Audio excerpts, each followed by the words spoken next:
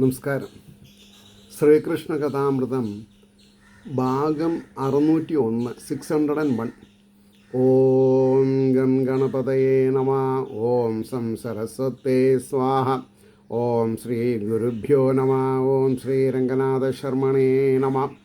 നാരായണ നാരായണ നാരായണ നാരായണ നാരായണ നാരായണ നാരായണ നാരായണ നാരായണ നാരായണ നാരായണ. ഓം ശ്രീകൃഷ്ണാർപ്പണമസ്തു. ഓം ശ്രീകൃഷ്ണായ പരബ്രഹ്മണേ നമ. ഓം ശ്രീകൃഷ്ണായ പരമാത്മനേ നമ. ഹരേ രാമ രാമ രാമ ഹരേ ഹരേ, ഹരേ കൃഷ്ണ കൃഷ്ണ കൃഷ്ണ ഹരേ ഹരേ. ശ്രീകൃഷ്ണ കഥാമൃതം ഭാഗം 601. 94-ാം സർഗം അക്രൂരൻ്റെ വൃന്ദാവന യാത്ര. 156 ശ്ലോകങ്ങളായിരുന്നു. 4-5 ദിവസം എടുത്തിട്ടാണത് കഴിഞ്ഞത്. അതിൽ 156-ാമത്തെ അവസാനത്തെ ശ്ലോകം ഒരു 1.5 ശ്ലോക. ആകമ്രാരുണപാദരേഖകൾ തെളിഞ്ഞങ്ങിങ്ങു കണ്ടതത്രയും വേഗം ചാടിയിറങ്ങി വീണ അതിൽ ഉരുണ്ടു ആനന്ദമൂർച്ഛാകുലൻ തൂകം ബാഷ്പഗണങ്ങളാൽ കവിൾ നനഞ്ഞ് ആ മട്ടിൽ മിന്നി മഹാഭാഗൻ തൻ നിലകണ്ടലിഞ്ഞതുവിധം ബ്രഹ്മർഷി പാടിയിടിനാൻ എന്ന് പറഞ്ഞിട്ടാണ് നിർത്തിയത്. ഇനി 95-ാം സർഗം അക്രൂരൻ്റെ ഭഗവത് ദർശനം എക്സെട്ര. അതിൽ 1-ാമത്തെ ശ്ലോകം. മനുഷ്യജന്മസാഫല്യം ഇതൊന്നാണില്ല സംശയം. ഇതാരാ പാടിയത്? ദേവർഷി നാരദര് അക്രൂരൻ്റെ അവസ്ഥ കണ്ടു പറയാണ്, മനുഷ്യജന്മസാഫല്യം ഇതൊന്നാണ് ഇല്ലാ സംശയം. ഈശ്വര പ്രേമ മാധുര്യം മുൾത്തടത്തിൽ ഉറന്നിടിൽ. അതായത് ഈശ്വര പ്രേമ മാധുര്യം മനസ്സിലിങ്ങനെ കിനിയണം. ഇദ്ദേഹം ഇന്നലെ സന്ധ്യ മുതൽ കാർന്നൊരവസ്ഥയാം. ഈ അക്രൂരൻ ഇന്നലെ സന്ധ്യയ്ക്ക് മുതൽക്ക് ഈ ഒരു ടെമ്പോലായിരുന്നു. ഇദ്ദേഹം ഇന്നലെ സന്ധ്യ മുതൽ കാർന്നൊരവസ്ഥയാം. നേടേണ്ടതൊരുവൻ മണ്ണിൽ മർത്യനായി പിറക്കുകിൽ. മർത്യനായിട്ട് ഈ ഭൂമിയിൽ ജനിച്ചാൽ ഈശ്വരോപാസനയുടെ അങ്ങേ കര കാണണമെന്നർത്ഥം. ഇല്ലാത്തവർ പാഴ്മരങ്ങളാണ്. അതായത് വർഗിനും ഉപയോഗിക്കാൻ പറ്റില്ല, ഫലങ്ങളും പൂക്കളും ഒന്നും ഉണ്ടാവില്ല. അങ്ങനെ ആവരുത്. ഇദ്ദേഹം ഇന്നലെ സന്ധ്യ മുതൽ കാർന്നൊരവസ്ഥയാം. നേടേണ്ടതൊരു വൻമന്നിൽ മർത്യനായി പിറക്കുകിൽ. രാഗം ദേഷം ഭയം ദമ്പം ശോകം തൊട്ട പലേതരം അഴുക്കുകളകാമ്പിൽ നിന്ന് അടർന്നുടൻ ഈ വിധം. എപ്പോഴൊരിക്കലാണ് നമ്മുടെ ഹൃദയകമലത്തിൽ രാഗം ദേഷം ഭയം ദമ്പം ശോകം എക്സെട്ര കാമക്രോധ മത മത്സര ലോഭ ഭയം തന്നെ ഇതിൻ്റെ അർത്ഥം. അപ്പോൾ രാഗം ദേഷം ഭയം ദമ്പം ശോകം തൊട്ട പലേതരം അഴുക്കുകൾ അകക്കാമ്പിൽ നിന്ന് അടർന്നുടൻ ഈ വിധം. പുണ്യചിന്താപ്രവാഹത്തിൽ മലമ്പുഴ ഡാം തുറന്നാൽ അല്ലെങ്കിൽ ഇടുക്കി ഡാം തുറന്നാൽ എങ്ങനെ ഉണ്ടാവും? അതേപോലെ പുണ്യചിന്താപ്രവാഹത്തിൽ ഒഴുകിയിടുകിൽ ആ നരൻ ശുദ്ധാന്തരംഗൻ, അന്തരംഗം ശുദ്ധാവും, ശുദ്ധാന്തരംഗൻ ഭഗവത് ദർശനത്തിനു യോഗ്യനാം. എപ്പോഴാണ് ഭഗവത് ദർശനത്തിന് യോഗം വരിക?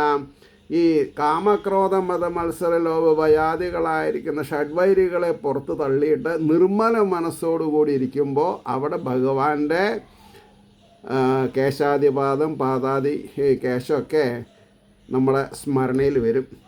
അപ്പോൾ കണ്ടാൻ അക്രൂരൻ അമ്പാടിമുറ്റത്തുമുകിൽ വർണ്ണനേ.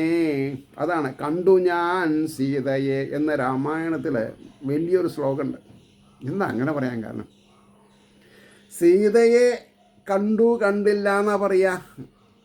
അപ്പോൾ സീതയെ എന്ന് പറഞ്ഞാൽ പിന്നെയും ശ്രീരാമന് സംശയമാണോ? കണ്ടു ഞാൻ സീതയെ. കണ്ടു ആരെ കാണാനാ പറഞ്ഞത്? ആരെ കണ്ടുപിടിച്ച് തേടി കണ്ടുപിടിക്കാനാ പറഞ്ഞത്? സീതയെ. കണ്ടു ഞാൻ സീതയെ. അതേപോലെയാണ് ഇവിടെ കണ്ടാന ക്രൂരൻ അമ്പാടി മുറ്റത്തു മുകിൽ വർണ്ണനെ പലേ ഗോപാലരും പൈക്കൾ കറന്നിടും ഇടങ്ങളിൽ നറുമ്പാലിനു പൊൻകിണ്ണം കാട്ടി നിന്നവർ മുമ്പിലായി. ഓരോരുത്തർ അവരവരുടെ പാത്രം കാണിച്ചു കൊടുക്കുകയാണ്. യശോദമ്മേ, രോഹിണിയമ്മേ, കുറച്ച് പാല് തരൂ, കുറച്ച് കുടിക്കട്ടെ. മുത്തശ്ശിമാരെ, നറുമ്പാലിന് പൊൻകിണ്ണം കാട്ടി നിന്നവർ മുമ്പിലായി പാൽ പുഞ്ചിരി പൊഴിച്ചേറെ മിന്നും വിശ്വൈകനാഥനെ തനി തങ്ക നിറം പൂണ്ട ബലരാമനെയും മഹാൻ. തനി തങ്കനിറം പൂണ്ട ബലരാമനെയും മഹാൻ കറന്നു കഴിയാറായതോർ തങ്ങ് അനങ്ങാതെ നിൽപ്പതായി. യാതൊരു പ്രശ്നവുമില്ല അദ്ദേഹത്തിന്. കിട്ടാനുള്ളത് കിട്ടും, ആരും തിരക്കാനൊന്നും താല്പര്യമില്ല. കുളിച്ചു കളഭം മെയ്യിൽ പൂശി വാർമുള്ളമാലയും പീലി വാർമുടിയും പുത്തൻ പീത നീലാംബരങ്ങളും. അപ്പോൾ അവരുടെ അംഗപ്രത്യംഗങ്ങളെ പറ്റിയിട്ട് കവി പറയണം. കുളിച്ചു കളഭം മെയ്യിൽ പൂശി വാർമുല്ലമാലയും, നല്ല മുല്ലമാലയൊക്കെ ധരിച്ചിട്ടുണ്ട്, പീലി വാർമുടിയും പുത്തൻ പീത നീലാംബരങ്ങളും. പീതം എന്ന് പറഞ്ഞിട്ടുണ്ടെങ്കിൽ മഞ്ഞ പട്ടുടയാട, പിന്നെയോ മുകളിലെ അംഗവസ്ത്രം നീല. മറ്റാൾക്ക് നേരെ വിപരീത, നീല പട്ടാണ് ബലരാമന്, പിന്നെ മഞ്ഞപ്പട്ട് അംഗവസ്ത്രമായിട്ട്. അപ്പോൾ പീലിവാർ മുടിയും പുത്തൻ പീത നീലാംബരങ്ങളും ചമഞ്ഞണിഞ്ഞ വെൺഗോപിക്കുറിക്കുള്ളിൽ മനോഹരം. നല്ല വെളുത്ത ഗോപിക്കുറിയാണ്. വെൺഗോപിക്കുറിക്കുള്ളിൽ മനോഹരം ചേലാർന്ന കുങ്കുമപ്പൊട്ടും. അതായത് വെളുത്ത ഗോപിക്കുറിയുടെ മുകളിലെ കുങ്കുമപ്പൊട്ടും തൊട്ട 2 കിടാങ്ങളെ അദ്ദേഹം കണ്ടു. എന്നിട്ടോ പല ഗോപാലബാലന്മാരുടെ മധ്യത്തിൽ ഇങ്ങനെ സൗന്ദര്യ സൗകുമാര്യങ്ങളുടലാർന്നതുപോലവേ. എന്താ പ്രയോഗം? പല ഗോപാലന്മാരുടെ മധ്യത്തിലങ്ങനെ സൗന്ദര്യ സൗകുമാരങ്ങൾ ഉടലാർന്നതുപോലവേ. ഈ ലോകത്തുള്ള സൗന്ദര്യം മുഴുവൻ ഉടലായാൽ എന്തുണ്ടാവും? അതാണ് 2 പേരും. നീലത്താരിതൾ നാണിക്കും നീണ്ട കണ്ണിൻ്റെ ഭംഗിയും, നീലത്താമര നാണിക്കും നീണ്ട കണ്ണിൻ്റെ ഭംഗിയും, സുനാസാശോഭയും അതിസുന്ദര ഭ്രൂവിലാസവും. സുനാസ നല്ല പിന്നെ എന്താണ് പറയുക, തത്തമ്മ ചുണ്ട് പോലെയുള്ള നാസാരന്ധ്രങ്ങളോട് കൂടി അപ്പോൾ സുനാസാശോഭയും അതിസുന്ദര ഭ്രൂവിലാസവും, ചഞ്ചോരിവായ് മലർച്ചേലും മണികുണ്ടലകാന്തിയും കലരും സുമുഖന്മാരെ വിശ്വപ്രേമാങ്കുരങ്ങളെ. കലരും സുമുഖന്മാരെ വിശ്വപ്രേമാങ്കുരങ്ങളെ. ഈ വിശ്വത്തിലെ പ്രേമം മുട്ടിട്ട് നിൽക്കുന്ന 2 ആൾക്കാരെന്നാണ് പറഞ്ഞത്. വൈരപ്പതക്കവും നീല വൈഢൂര്യമണിമാലയും മാറിൽ ചാർത്തിയ മന്നിൻ്റെ മഹ്യതാഭരണങ്ങളെ. വളരെ എന്താ പറയുക, അവരുടെ ശരീരത്തിലുള്ള കോപ്പുകളെ പറ്റി പറയുന്നു. എങ്ങനെ? വൈരപ്പതക്കവും നീല വൈഢൂര്യമണിമാലയും മാറിൽ ചാർത്തി ആ മന്നിൻ്റെ മഹിതാഭരണങ്ങളെ പൊൻപട്ടം ചാർത്തി മിന്നീടും ആനക്കുട്ടികൾ പോലെ. പൊൻപണ്ടം ചാർത്തിയിട്ടുള്ള ആനക്കുട്ടികളെ പോലെ എന്നർത്ഥം. ഉരുണ്ട് അങ്ങനെ പൊൻപട്ടം ചാർത്തി മിന്നീടും ആനക്കുട്ടികൾ പോലവേ. ചന്തുവും പ്രൗഢിയും ചന്തവും, ചന്തുല്ല ചന്തവെന്നുള്ളു, ചന്തവും പ്രൗഢിയും പുണ്ട മാധുര്യ മുകുളങ്ങളെ പാരിടം പരിപാലിപ്പാനമ്പിയാൻ അവതീർണരായി വ്രജത്തിൽ വാഴും വാത്സല്യവായ്പിൻ നിറകുടങ്ങളെ. വാത്സല്യവായ്പിൻ്റെ നിറകുടങ്ങളെ. തേർ വിട്ടിറങ്ങിയ ക്രൂരൻ പരമാനന്ദ വിഹ്വലൻ കണ്ണീരൊഴുക്കി മൂർധാവ് കുനിഞ്ഞു തൊഴുകയുമായി. ആ ഒരവസ്ഥ. കണ്ണീരൊഴുകി ആനന്ദാശ്രുക്കൾ പൊഴിച്ച് മൂർധാവ് കുനിഞ്ഞു തൊഴുകയുമായി അടുത്തെങ്ങനെയോ ചെന്നു തൃപ്പാദകമലങ്ങളിൽ നമസ്കരിച്ചു സാഷ്ടാംഗം. ഒരു കുട്ടിയുടെ പിന്നെ മുമ്പിൽ അങ്ങോട്ട് വീണ് നമസ്കരിച്ചു. ആരായി കുട്ടി? ശ്രീകൃഷ്ണ പരമാത്മാവ്. അടുത്തെങ്ങനെയോ ചെന്നു തൃപ്പാദകമലങ്ങളിൽ നമസ്കരിച്ചു സാഷ്ടാംഗം. തേരിൽ നിന്നോർത്ത പോലവേ. എന്തൊക്കെ മനസ്സിൽ കരുതിയിട്ടുണ്ടോ അതൊക്കെ എക്സിക്യൂട്ട് ചെയ്തു. സർവം മറന്നു 4-5 നിമിഷം നേരം അങ്ങനെ അഖിലേശ്വരപാദത്തിൽ കിടന്നാൻ അതിഭാഗ്യവാൻ. എല്ലാം മറന്നുകൊണ്ട്, തന്നെ മറന്നുകൊണ്ട് ഒരു 4-5 മിനിറ്റ് സ്തബ്ധനായിപ്പോയി. അഖിലേശ്വരപാദത്തിൽ കിടന്നാൻ അതിഭാഗ്യവാൻ. എണീറ്റ് അക്രൂരനും ഞാനെന്നോതുവാൻ പോലും ആ മഹാൻ. എണീറ്റ് അക്രൂരനാം ഞാൻ അക്രൂരനാണെന്ന് പറയാൻ സാധിച്ചില്ല അദ്ദേഹത്തിന്. എന്താ കാരണം? പ്രേമത്തിൻ്റെ മൂർധന്യാവസ്ഥയിൽ വാക്കുകളൊക്കെ തടഞ്ഞു. എണീറ്റ അക്രൂരനാം ഞാനെന്നോതുവാൻ പോലും ആ മഹാനാളായില്ല ഏതും അവർ തൻ മുമ്പിൽ ഗദ്ഗദകണ്ഠനായി. ആ ബലരാമൻ്റെയും ശ്രീകൃഷ്ണൻ്റെയും മുമ്പിൽ ഒന്നും സംസാരിക്കാൻ സാധിക്കാതെ കണ്ടങ്ങനെ നിന്നു. ഭഗവാനതറിഞ്ഞ് ഓമൽ തൃക്കൈ കൊണ്ട് അതിധന്യനെ പിടിച്ചു പുളകം പൂണ്ടു മഹാത്മാവിനെ മെല്ലവേ എഴുന്നേൽപ്പിച്ചുകൊണ്ട് അമ്പാർന്ന് അരുളി ചെയ്തു മാധവൻ. അപ്പോൾ അക്രൂരൻ എന്തൊക്കെ സ്വപ്നം കണ്ടിട്ടുണ്ട് അതൊക്കെ ഭഗവാൻ അങ്ങ് സാധിപ്പിച്ചു കൊടുത്തു. 4-5 മിനിറ്റ് തൻ്റെ പാതാരവിന്ദത്തിൽ നമ്രശിരസ്സനായിട്ട് കിടക്കുന്ന ആ അക്രൂരനെ ഭഗവാന്റെ താമരദളങ്ങളെ പോലെയുള്ള കൈകളെ കൊണ്ട് എഴുന്നേൽപ്പിച്ചുകൊണ്ട് അമ്പാർന്നരുളി ചെയ്തു മാധവൻ. അക്രൂരനഫനെ ഞങ്ങൾക്കിങ്ങ് എത്രയോ കേട്ടറിഞ്ഞിടും. അങ്ങേ പറ്റിയിട്ട് ഞങ്ങൾ കേട്ടറിഞ്ഞിട്ടുണ്ടെന്നാണ്. അക്രൂര അഫനെ ഞങ്ങൾക്ക് ഇങ്ങ് എത്രയോ കേട്ടറിഞ്ഞിടും. അദ്ദേഹത്തിൻ്റെ തൊഴുകൈ പിടിച്ചു വിനയാന്വിതൻ. അപ്പോൾ അക്രൂരൻ തൊഴുകൈയോട് കൂട്ടിയാണ് നിൽക്കണം. അതുകൊണ്ട് പിടിച്ചു, കൈ ഇങ്ങനെ കൂട്ടി പിടിച്ചു, വിടർത്തി ആലിംഗനബദ്ധരാക്കി. അപ്പോൾ അദ്ദേഹത്തിൻ്റെ തൊഴുകൈ പിടിച്ച് വിനയാന്വിതൻ അമ്പാർന്ന അനുജനോടൊപ്പം ബലരാമൻ മഹാഭുജനായിരിക്കുന്ന ബലരാമൻ തൻ്റെ ചെറിയച്ഛനെ കൈകൾ ഇരിക്കുന്ന കൈകളെ വിടർത്തി ആലിംഗന പരവശനാക്കിയെന്ന ഇരുത്തി. അപ്പോൾ ഗൃഹത്തിൽ പറഞ്ഞു അമ്പാർന്ന അനുജനോടൊപ്പം ബലരാമൻ മഹാഭുജൻ ഗൃഹത്തിലേക്കു താൻ കൂട്ടിക്കൊണ്ടു ചെന്ന ആദരത്തോടും. അക്രൂരനെ വളരെ ആദരവോട് കൂടിയിട്ട് നന്ദഗോപരുടെ ഭവനത്തിൽ ഇങ്ങനെ കൊണ്ടുപോയി. സുവർണമണിപീഠത്തിൽ ഇരുത്തി വിധി പോലവേ. നല്ല സ്വർണം കെട്ടിച്ചിട്ടുള്ള പീഠമുണ്ട്. സുവർണമണിപീഠത്തിൽ ഇരുത്തി വിധി പോലവേ പാദങ്ങൾ കഴുകിച്ച ഏകി മധുവർക്കവും മനോഹരം. കാലൊക്കെ കഴുകിച്ചു. എന്നിട്ട് എന്താ പറയുക, ഈ കുന്തിരുക്കം പോലെയുള്ള അഷ്ടൈശ്വര്യങ്ങളുള്ള പൊടിയുണ്ട്, അഷ്ടഗന്ധങ്ങളെന്നൊക്കെ പറയും. അതിട്ടിട്ട് ഭഗവാനെ കുറേ കൂടി ലോയൽ ലുക്കിൽ ഇരുത്തിയെന്നാണ് പറഞ്ഞതേ. അപ്പോൾ പറഞ്ഞു സുവർണമണിപീഠത്തിൽ ഇരുത്തി വിധി പോലവേ പാദങ്ങൾ കഴുകിച്ച ഏകി മധുപർക്കം മനോഹരം. മധുപർക്കം വായലെന്തെങ്കിലും അത് 2 കൽക്കണ്ടോ എന്തെങ്കിലുമൊക്കെ പറയാം, മുന്തിരിങ്ങയൊക്കെ കൊടുക്കാം.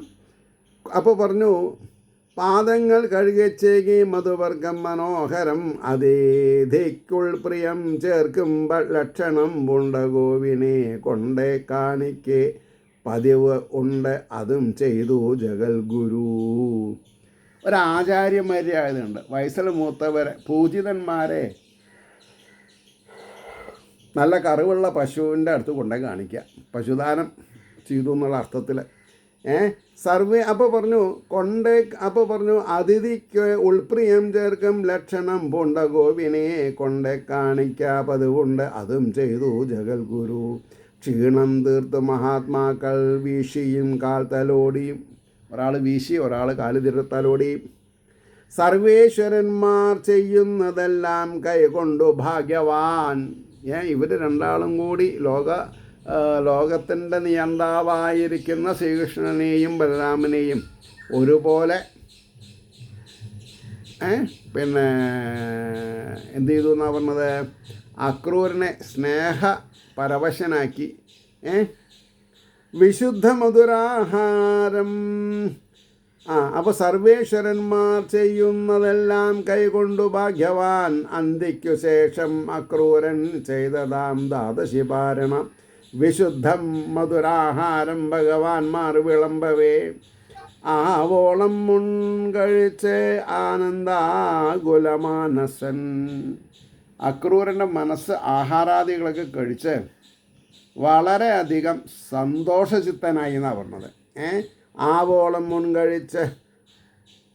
കഴിച്ചാൻ അന്ന് ആനന്ദാകുലമാനസൻ. താമ്പൂലമാലാദികളും, താമ്പൂലം അതായത് വെറ്റിലൊക്കെ മുറുക്കി ഒരു മുല്ലപ്പൂമാല കടിഞ്ഞു. താമ്പൂലമാലാദികളും കൈകൊണ്ട് ആ വിനയാന്യുതൻ വിരിച്ച മണിമഞ്ചത്തിൽ മെല്ലവേ ഇരിക്കവേ. അതായത് നന്ദഗോപരുടെ ഭവനത്തിലുള്ള നല്ലൊരു കട്ടിലിൻ്റെ മുകളിൽ കയറി അദ്ദേഹം കുറച്ച് റെസ്റ്റ് എടുത്തു എന്ന് പറയാം നമുക്ക്. അപ്പോൾ താമ്പൂലമാലാദികളും കൊണ്ട് ആ വിനയാന്യുതൻ വിരിച്ച മണിമഞ്ചത്തിൽ മെല്ലവേ ചെന്നിരിക്കവേ, രാമനാമം ജപിച്ചും കൊണ്ടാണ് ഞാൻ ഗോകുലാധിപൻ. അവിടെ നമ്മൾ ശ്രദ്ധിക്കണം. അപ്പോൾ ഗോപസ്ത്രീകളൊക്കെ കൃഷ്ണ മുകുന്ദ മുരാരെ എന്നൊക്കെ പറഞ്ഞിട്ട് ജപിക്കുന്നുണ്ട്. അപ്പോൾ നന്ദഗോപുരം എന്താ ജപിച്ചത്? രാമ രാമ രാമ രാമ രാം. കാരണം അതും പൂർണ്ണാവതാരങ്ങളാണ്. അപ്പോൾ കൺമുമ്പിൽ നിൽക്കുന്ന കൃഷ്ണ അവതാരത്തിനെ പറ്റി അപ്പം പറയാതെ കണ്ട് അപ്പോൾ ശ്രീരാമചന്ദ്രസ്വാമിയുടെ അവതാരത്തെ പറ്റിയിട്ടാണ് പറഞ്ഞത് അല്ലെങ്കിൽ ആലോചിച്ചത് അല്ലെങ്കിൽ സ്മരിച്ചത്. അപ്പോൾ വിരിച്ച മണിമഞ്ചത്തിൽ മെല്ലവേ ചെന്നിരിക്കവേ, രാമനാമം ജപിച്ചും കൊണ്ടാണ് ഞാൻ ഗോകുലാധിപൻ. അത് നന്ദഗോപുര ഹരേ രാമമന്ത്രം ജപിച്ച് അവിടെ എത്തി. ഈ ഹരേ രാമമന്ത്ര മന്ത്രം എന്താണ്? കലിസന്ധരണ ഉപനിഷത്താണ്, ഒട്ടും മോശമല്ല. ശുദ്ധ മലയാളത്തിൽ താമ്പൂലമാലാദി അത് പറഞ്ഞു. രാമനാമം ജപിച്ചുകൊണ്ട് അണഞ്ഞാൻ ഗോകുലാധിപൻ, കൃഷ്ണനെ തന്നെ ഉൾപ്പൂവിൽ ഓർത്തിയിടും മതിഭാഗ്യവാൻ. അപ്പം നന്ദഗോപുരം മനസ്സിലാരെ വിചാരിക്കുന്നത്? കൃഷ്ണനെ മനസ്സിൽ വിചാരിച്ചും കൊണ്ട് തന്നെയാണ് ചെയ്യണത്, രാമനെ ഉദ്ദേശിച്ചിട്ടും. ചോദിച്ചാൻ ഭഗവത് പുണ്യകഥയോ ഹരിനാമമോ ഭക്തി കീർത്തനമോ വല്ല തത്വവിജ്ഞാന ചർച്ചയോ, എന്താണ് ഈ ഭാഗവതം എന്ന് അവർ തമ്മിൽ ചോദിക്കണം. കാരണം അതിലെല്ലാം സവിസ്തരം പറയുന്നുണ്ട്. ഏതൊരു ബലിചക്രവർത്തിക്ക് അദ്ദേഹം ചെയ്തുകൊണ്ടിരിക്കുന്ന അശ്വമേധയാഗത്തിനിടയിലാണ് ആര് വരുന്നത്? സാക്ഷാൽ ശ്രീഹരി എന്താണെന്ന് പറയുക, ഇന്ദ്രാനുജൻ എന്നുള്ള രീതിയിൽ ഒരു വാമന വേഷത്തിൽ വരണമെന്നാണ് പറഞ്ഞത്. വാമനൻ എന്ന് പറഞ്ഞാൽ വടുവായിട്ട്. അപ്പോൾ ചോദിച്ചാൻ ഭഗവത് പുണ്യകഥയോ ഹരിനാമമോ ഭക്തി കീർത്തനമോ വല്ല തത്വവിജ്ഞാന ചർച്ചയോ, കേൾപ്പാൻ പാടില്ല പോലെങ്ങും ആദിക്കിങ്കൽ അറിഞ്ഞ് ഞാൻ ജീവിപ്പതോർക്കിലെമ്മട്ട് അങ്ങയും വസുദേവനും ഉൾപ്പൂവിൽ ഈശ്വരധ്യാനം ചെയ്യാം, ഏവർക്കും ആവതും കാണുകില്ലതും മറ്റാരും തന്നെ അനുഗ്രഹം. അപ്പോൾ ഇവിടെ ഒരു ഒഴിഞ്ഞ ജീവിത സന്ധാരണമാണ്. എന്താ ഒഴിഞ്ഞ ജീവിത സന്ധാരണം? ആരും ഡിസ്റ്റർബ് ചെയ്യാനില്ല. അവരവരുടെ മനസ്സിനെ ഏകാഗ്രമാക്കിയിട്ട് എന്ത് ചെയ്യാം? ഈശ്വരോപാസന ചെയ്യാം. അപ്പോൾ പറഞ്ഞു, ഉൾപ്പൂവിൽ ഈശ്വര ധ്യാനം ചെയ്യാം, ഏവർക്കും ആവതും കാണുകയില്ല അത് തന്നെ അനുഗ്രഹം.